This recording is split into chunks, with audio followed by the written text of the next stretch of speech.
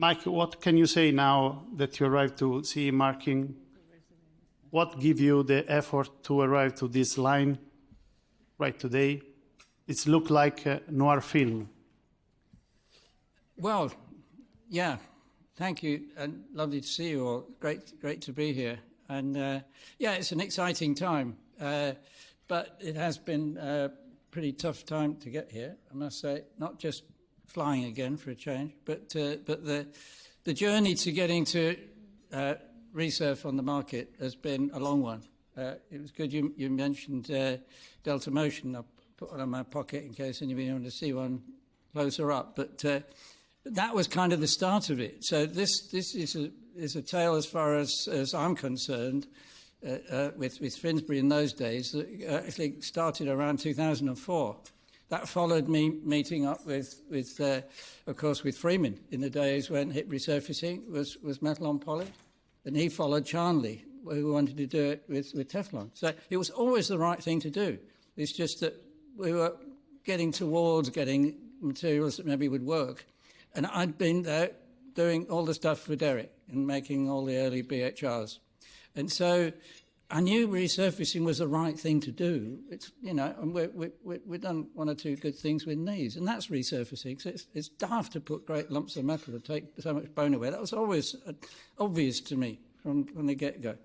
And so when we got into a bit further into the metal, it was getting that poison tinge from what was going on in the market, which unfortunately still is there today, despite metal on metal actually working, as we heard this morning. So what has driven me is that, you know, we still hadn't got to the right material, maybe not for the same reasons that it simply didn't work, but simply because people wouldn't want to buy it and have it in them, despite it working pretty well. Maybe, though, something else could work better. Ceramic on ceramic was just coming through as really being the obvious answer. You know, get metal out completely, get something which won't wear at all, and maybe we had something which would overcome that remit that Derek brought to me in 1989, which was, if we do metal on metal, hip resurfacing, two great crazy things that had failed, we might get something which would buy 10 years of active life in a patient. That was that was a great aim in 1989.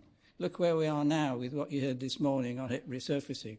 It's massively better than that, but still being tainted. What do? Delta Motion was my aim, to prove that big ball Delta would work as the first step. Step at a time was what Freeman taught me, and taking step at a time is what we did. So Delta Motion became the first thing. We wanted to cut out the risk of fracture, so we kept a metal band on it, really just for the look's sake and to make surgeons think it was safe. Which worked, but that had a 5mm wall. We launched it, it worked. Dupuy, bless them,